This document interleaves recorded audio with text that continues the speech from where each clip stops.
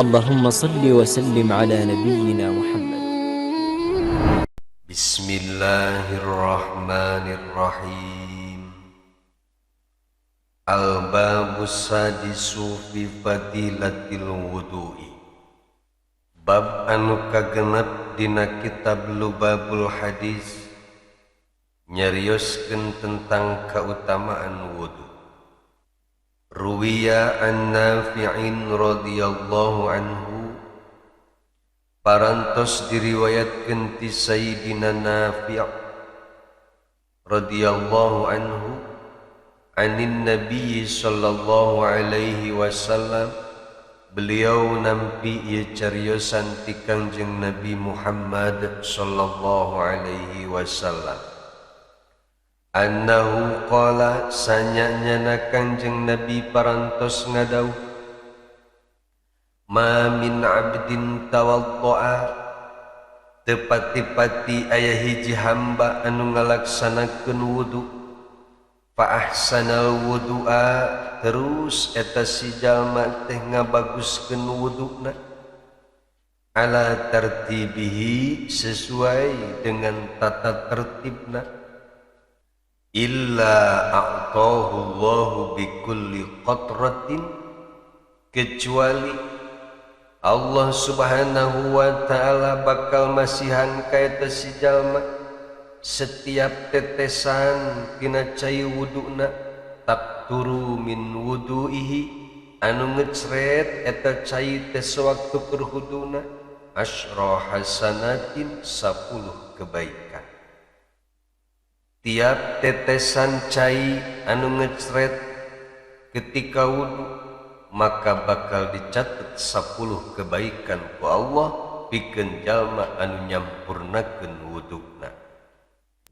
Wa tastaghfiru lahu tilkal ardu, sareng mangmentakeun ampunan pikeun eta si jalma teh naon, bumi taneuh bakal mangmentakeun hampura pikeun jalma anu sampurna wuduna, allati tawaddo'a alaiha, nyaeta taneuh tempat si hamba eta ngalaksanakeun wudu.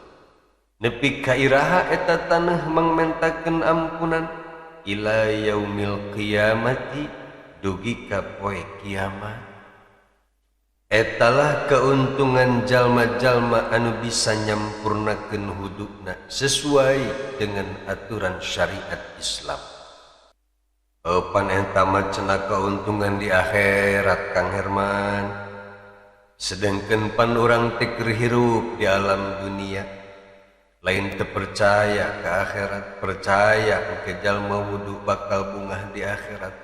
Tapi kumaha carana urang teh hayang bungah di dunia, pan urang teh keur hirup di dunia. Nah aya apa henteu kira-kirana fadilah wudu keur kepentingan dunia?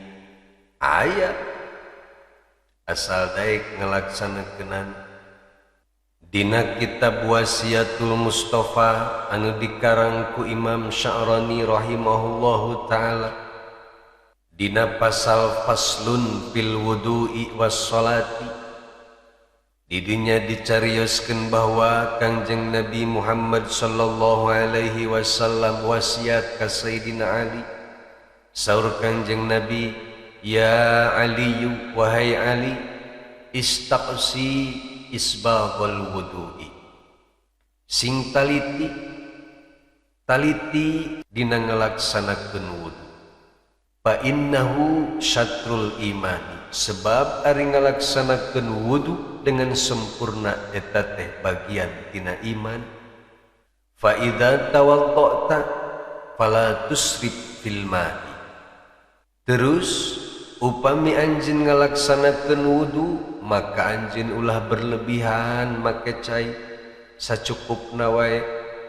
Fa idza faragta min tuhrika, di mana-mana anjeun beres ngalaksanakeun wudu, faqra, baca ku anjeun, inna anzalnahu fi lailatul qadri min ba'di ghuslil qadamaini asyara marratin yufarrijullahu hammaka. Baca ku anjeun surat Al-Qadar.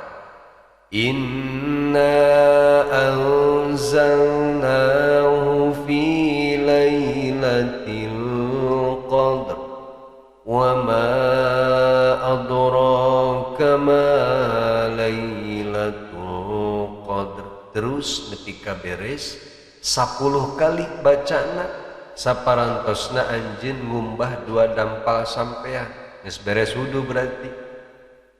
Maka sahajalma anu ngalaksanakeun eta saur Kangjeng Nabi yufarrijullahu hammaka, maka Allah bakal ngaleungitkeun sagala kasulitan anjeun, kabingung anjeun, kasusah anjeun bakal leungit. Pertanyaanana urang geus encan ngalaksanakeun kitu. Pan jarang jelema nu bisa ngalaksanakeun kieu. Beres wudu maca surat Al-Qadar 10 kali. Nu matak tong nyalahkeun teuing Allah, tong nyalahkeun Kangjeng Nabi. Lamun wudu mah wudu, urang ke salat mah salat, urang ke tapi kapusing eureun-eureun. Naon sebabna? Pan eta urang macan bisa menjalankan ibadah dengan sempurna.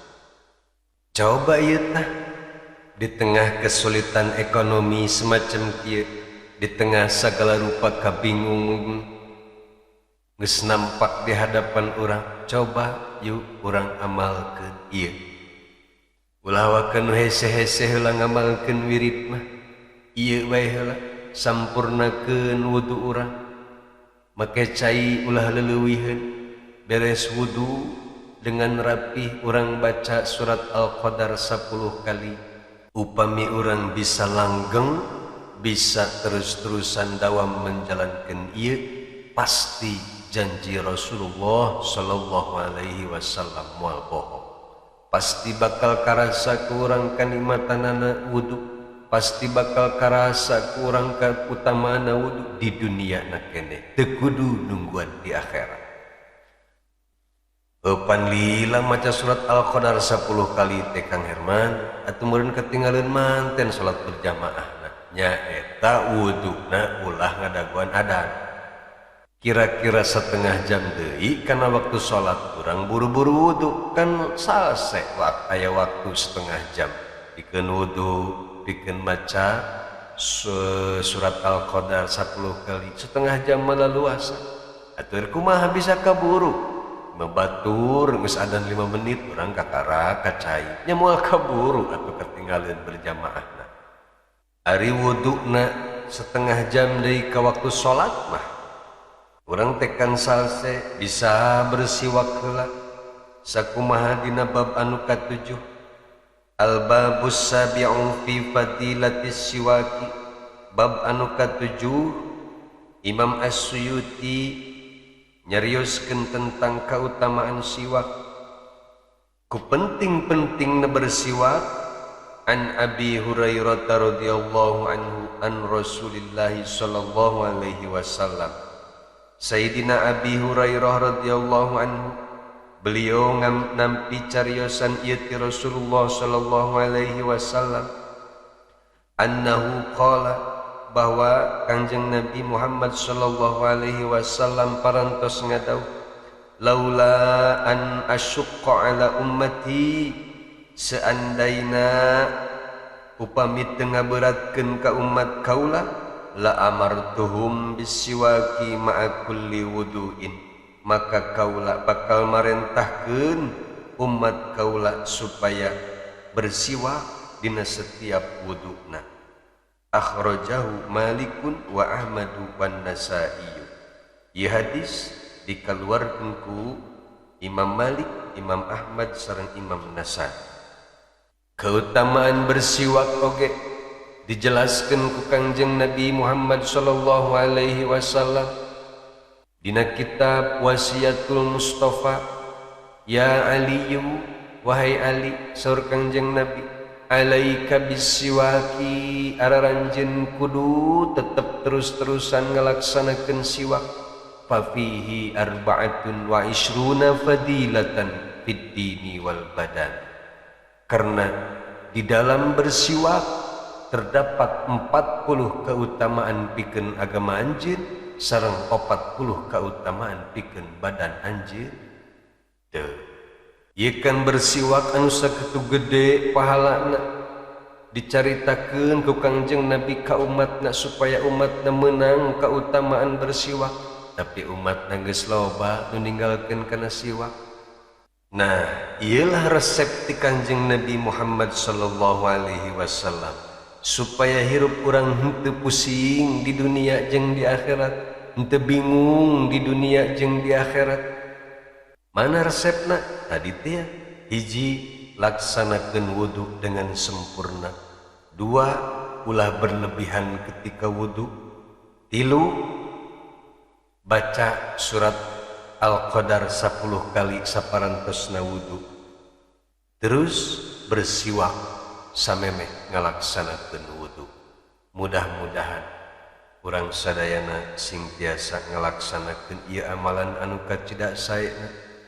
Sareng pamudah-mudahan urang sadayana sing dipasihan kanikmatan, ketenangan, kebahagiaan ketika menjalankan sunnah-sunnah Rasulullah sallallahu alaihi wasallam. Amin ya rabbal alamin. Wallahu a'lamu bishawab.